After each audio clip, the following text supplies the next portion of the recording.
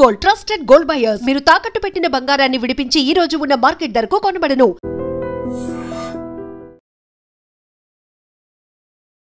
నమస్తే, welcome to I dream talking point with కవిత.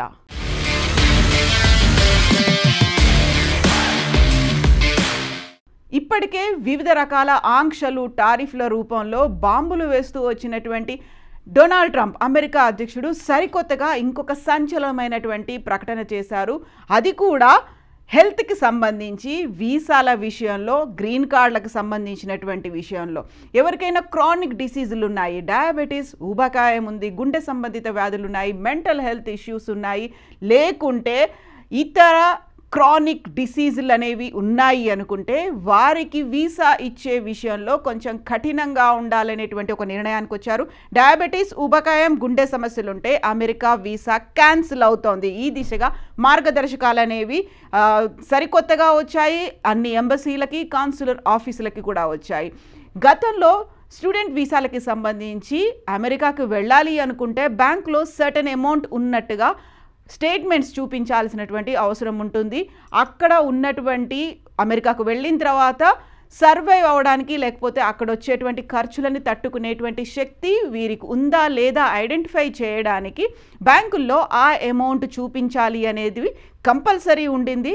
ఇప్పుడు దానికి తోడుగా హెల్త్ ప్రాబ్లమ్స్ ఏమైనా ఉన్నాయా, ఒకవేళ అలాంటి క్రానిక్ హెల్త్ ప్రాబ్లమ్స్ ఏమైనా ఉంటే వారంతా అమెరికాకు సంబంధించి ఫైనాన్షియల్గా బర్డెన్ అవుతారు, పబ్లిక్ ఛార్జ్ అవుతారు. కాబట్టి ఆ సమస్యలకి చికిత్స చేయించుకోవడానికి, వైద్య ఖర్చుల నిమిత్తం అంత అమౌంట్ భరించే స్తోమత ఆ ఫ్యామిలీస్కి ఉందా లేదా అనేది కూడా ఇప్పుడు చూడబోతున్నారు.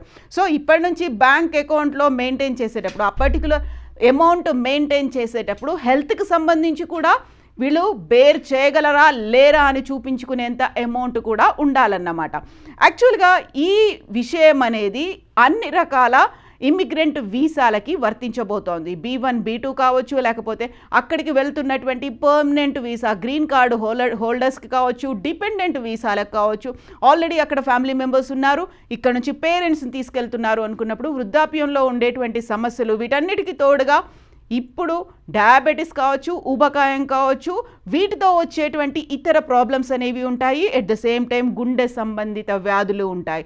వీటన్నిటినీ అక్కడికి వచ్చిన తర్వాత ఒకవేళ ఏదైనా హెల్త్ ఇష్యూ కనుక వస్తే పబ్లిక్ ఛార్జ్ కింద అవుతుంది. అంటే పబ్లిక్ అమౌంట్ వాటికి పెట్టాల్సి వస్తుంది. అది యుఎస్ ప్రభుత్వానికి ఫైనాన్షియల్గా బర్డెన్ అవుతుంది అనేటువంటి మాటని ఒక సర్క్యులర్ రూపంలో ఎంబసీలకి, కాన్సులర్ ఆఫీసులకు కూడా పంపించారు. దీర్ఘకాలిక వ్యాధులైనటువంటి డయాబెటీస్, ఊబకాయం, హృద్రోగ సమస్యలతో బాధపడే వారికి విదేశీయుల వీసా దరఖాస్తులను తిరస్కరించడానికి వీసా అధికారులు మరింత విస్తృత అధికారాలను దీంతో ఇప్పుడు అందుతున్నాయన్నట్టు.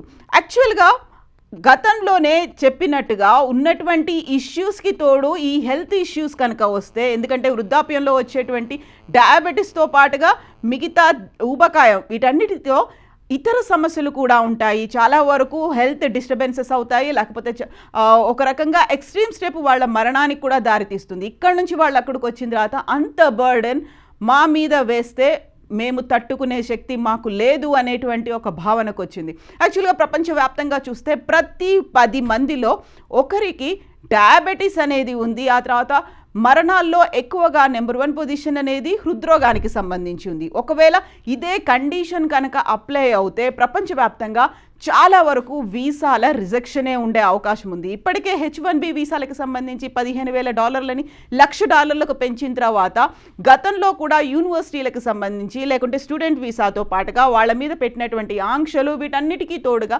యూనివర్సిటీలకు వెళ్ళే వారి సంఖ్య తగ్గింది అనే మాట వినిపించింది. ఆ తర్వాత H1B వీసా ఇచ్చి ఉద్యోగుల్ని అక్కడికి పిలిపించుకోవాలి అనుకునేవారు కూడా మరొకసారి ఆలోచించుకునే పరిస్థితులు వచ్చాయి. దీంతో పాటుగా ఒకవేళ అక్కడ ఉన్నటువంటి సంస్థలు కావచ్చు, ఎంప్లాయర్స్ కావచ్చు, ఇతర దేశాల నుంచి, అందులోనూ పర్టికులర్గా భారతదేశం నుంచి ఎవరినైనా పిలిపించుకున్నారు, ఎంప్లాయీస్ని పిలిపించుకున్నారు అంటే వాళ్ళకి ఇచ్చే శాలరీలో 25% కోత ఉంటుంది. ఆ 25%ని పన్ను రూపంలో చెల్లించాల్సి ఉంటుంది. ఇలాంటి సరికొత్త ఆంక్షలు, కండిషన్స్ ఇవన్నీ పెట్టినప్పుడు ఈ సరికొత్తగా వచ్చినటువంటి హెల్త్ రెగ్యులేషన్ అనేది, ఈ మార్గదర్శనం అనేది అన్ని ఎంబసీలకి, కాన్సులర్ కార్యాలయాలకు వెళ్ళాయి.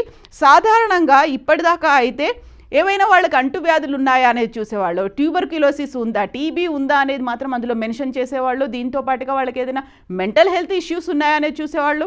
రెగ్యులర్గా వాళ్ళు తీసుకోవాల్సినటువంటి వ్యాక్సిన్స్ అన్నీ తీసుకున్నారా లేదా, ఇది మాత్రం కంపల్సరీగా వీసా అప్లికేషన్ ఫామ్లో మెన్షన్ చేసి ఉంటుంది. బట్ ఈ సరికొత్త మార్గదర్శకాలు అమల్లోకి వచ్చిన తర్వాత ఈ పరిధిని ఇంకాస్త పెంచారు, విస్తృతం చేశారు. దీంతో దీర్ఘకాలికంగా ఉన్నటువంటి రోగాలని ఇందులో చేర్చడం వల్ల వైద్య చరిత్ర మీద అక్కడ ఉన్నటువంటి అధికారులు దృష్టి సారించాల్సినటువంటి పరిస్థితులు ఏర్పడ్డాయి. యాక్చువల్గా అక్కడ ఉన్నటువంటి ఎంబసీలో, కాన్సులర్ ఆఫీసుల్లో వీసా దరఖాస్తుదారుల నుంచి అడిగేటువంటి క్వశ్చన్స్తో పాటుగా హెల్త్ ఇష్యూస్ గురించి కూడా అడుగుతున్నారంటే వాళ్ళు పర్టికులర్గా మెడికల్ ఫీల్డ్కి చెందిన వాళ్ళు అయి ఉంటారా, లేకపోతే సాధారణమైనటువంటి ఉద్యోగులకి హెల్త్ హిస్టరీ గురించి అడిగితే వారికి అర్థం చేసుకోకపోవచ్చు, లేకపోతే ఒకవేళ ఏ చిన్న హెల్త్ ఇష్యూ ఉందా అన్నా కానీ దాన్ని రిజెక్ట్ చేసే అవకాశం ఉంది కదా అనేది. ఇప్పుడు ఖచ్చితంగా ఆరోగ్యాన్ని పరిగణనలోకి తీసుకోవాలి అనుకుంటే మెజారిటీ అందరి వీసాలు రిజెక్ట్ అయ్యే ఛాన్సెసే ఉన్నాయి కదా అనేటువంటి మాట కూడా వినిపిస్తోంది. లక్షలకు లక్షల డాలర్లు ఖర్చు అవుతుంది కాబట్టి దీనిని మనం కంటిన్యూ చేయడానికి వీల్లేదు. అక్కడ ఉన్నటువంటి ప్రజల మీద బర్డెన్ పడకుండా ఉండాలి, పబ్లిక్ ఛార్జ్ కాకుండా ఉండాలి అంటే ఇదే ముందస్తు చర్యగా భావిస్తోంది డొనాల్డ్ ట్రంప్ సర్కార్. ఈ దిశలోనే వలసదారులకు సంబంధించి జీవితకాలంలో ప్రభుత్వ నగదు సహాయం లేదా దీర్ఘకాలిక సంరక్షణ మీద, అంటే ప్రభుత్వ ఆధీనంలో నడిచేటువంటి గవర్నమెంట్ హెల్త్ ఫెసిలిటీస్ మీద ఆధారపడకుండా ఇండివిజువల్గా వాళ్ళకి ఫైనాన్షియల్ హెల్ప్ అనేది వాళ్ళంతటి వాళ్ళు బర్డెన్ తీసుకోవడానికి రెడీగా ఉన్నారా లేదా అనేది కూడా అందులో మెన్షన్ చేయాల్సినటువంటి అవసరం అయితే ఉంటుంది. దీంతో పాటుగా అక్కడ ఉన్నటువంటి ఫ్యామిలీస్ మీద డిపెండెంట్స్గా వెళ్ళేటువంటి పిల్లలు లేకపోతే వృద్ధులకు సంబంధించి ఆరోగ్య పరిస్థితులను కూడా వీసా సమయంలో సమీక్షించాల్సినటువంటి అవసరం ఉంటుంది.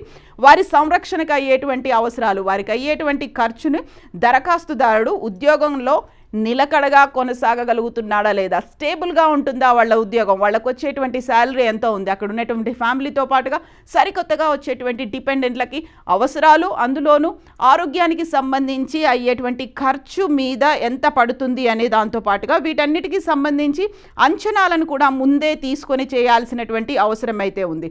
బట్ ఇప్పుడు పర్టికులర్గా ఉన్నటువంటి ఈ గ్లోబల్ సినారియోని బట్టి చూస్తే about 1 in 10 people globally live with diabetes.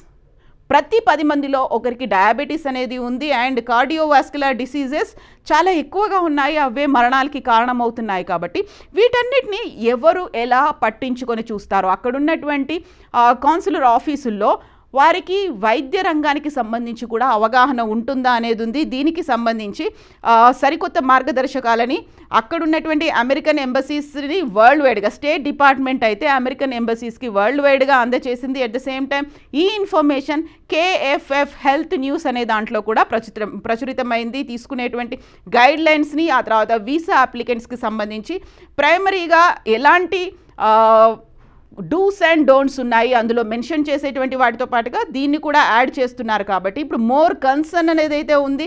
US state department పంపించినటువంటి కేబుల్ని బేస్ చేసుకొని ఫర్దర్గా క్యాన్సర్ కావచ్చు, లేకపోతే కార్డియోవాస్కులర్ డిసీజెస్ కావచ్చు, diabetes, metabolic disorders, neurological conditions, mental health issues and obesity may require hundreds of thousands of dollars worth of care.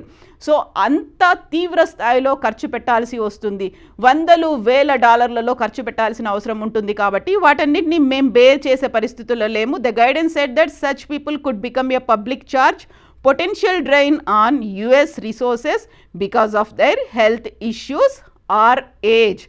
ఈ ఫ్యాక్టర్ని దృష్టిలో పెట్టుకొని ఇప్పుడు యుఎస్కి సంబంధించి మనం ఏదైనా వీసా కోసం అప్లై చేసుకున్నాము, లేకుంటే గ్రీన్ కార్డ్ కోసం అప్లై చేసుకున్నాము అన్నప్పుడు మ్యాండేటరీగా వీటిని చూసే పరిస్థితులు అయితే ఉన్నాయి. కాబట్టి చాలా జాగ్రత్తగా ఉండాల్సినటువంటి అవసరం ఉంది. గతంలోనే రిజెక్షన్స్ అనేవి చాలా ఎక్కువ ఉన్నాయి, లేకపోతే అప్లై చేసుకునే వాళ్ళ సంఖ్య పడిపోయింది అని చెప్పినప్పుడు వీసా ఫీజుని విపరీతంగా పెంచేసిన తర్వాత అందులో ఫీజులో 25% కోత పెట్టిన తర్వాత కూడా ఆలోచించే వాళ్ళ సంఖ్య తగ్గింది. బట్ ఇప్పుడు హెల్త్ కండిషన్ని యాడ్ చేసిన తర్వాత ఇది ఒక కన్సర్న్, మోర్ క్రిటికల్ క్రూషియల్ కన్సర్న్గా మారబోతోంది. కాబట్టి ఈ డొనాల్డ్ ట్రంప్ వచ్చిన తర్వాత, సెకండ్ టైం వచ్చిన తర్వాత ఇలాంటి కండిషన్స్ అనేవి విపరీతంగా పెరిగాయి.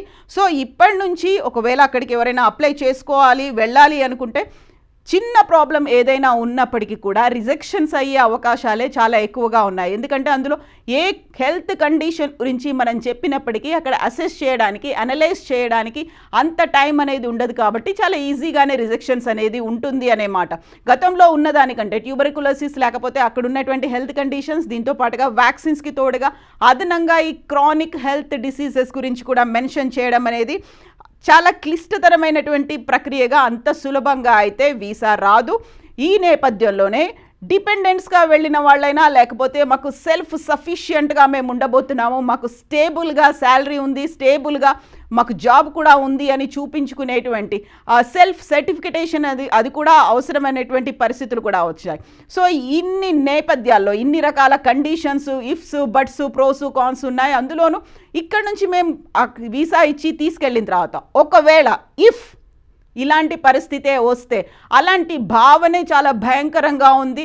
ఇఫ్ ఎవరికైనా ఎలాంటి సమస్యలైనా రావచ్చు, ఎప్పుడైనా ఏమైనా జరగవచ్చు. బట్ వీసా సమయంలోనే ఆ పరిస్థితి ఇఫ్ అనే కండిషన్ని యాడ్ చేయడం వల్ల అది సైకలాజికల్గా మరింత డిప్రెషన్కి దారితీస్తుంది, లేకుంటే మెంటల్గా డౌన్ అయ్యే లాంటి పరిస్థితి వస్తుంది. కాబట్టి ఆ కండిషన్ని తీసేయాలి. అక్కడే డిస్క్రిమినేషన్ అనేది స్టార్ట్ అవుతుంది. అక్కడ ఎంత విచక్షణతో ఆలోచించినప్పటికీ అది అమానవీయంగా ఉంది అనేటువంటి వాదనలు కూడా వినిపిస్తున్నాయి. ప్రతి ఒక్కరికి సమస్యలు ఉంటాయనుకున్నప్పుడు కేవలం వీసా విషయంలో, అందులోనూ అమెరికాకు వెళ్ళేటువంటి వీసాకి సంబంధించి ఇన్ని కండిషన్స్ ఎందుకు పెట్టాలి అనేటువంటి వాదన కూడా వినిపిస్తోంది. సో కొంచెం మానవతా దృక్పథం, కొంచెం హ్యూమన్ టచ్, కన్సర్న్ అనేది చూపించాలి కదా అనేటువంటి వాదనలు ఇప్పుడైతే ఎక్కువగా వినిపిస్తున్నాయి. అదే అభిప్రాయాన్ని కూడా వ్యక్తం చేస్తున్నప్పటికీ కన్ఫర్మ్డ్గా అయితే ఉన్నారు. దెన్ వాట్ అబౌట్ స్టూడెంట్ వీసాలకు కూడా దీన్ని అప్లై చేస్తారా? అది ఇంకా ఇప్పటికీ తెలియనప్పటికీ ఇమిగ్రెంట్ వీసాలకు సంబంధించి, గ్రీన్ కార్డుకి సంబంధించి అయితే ఈ కండిషన్ ఇప్పుడు ఉంది.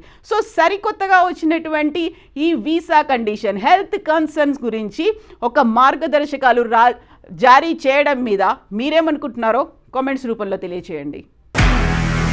నిజంగా ప్రస్తుతం ఉన్నటువంటి సమాజం దేనికి ప్రయారిటీ ఇస్తుంది?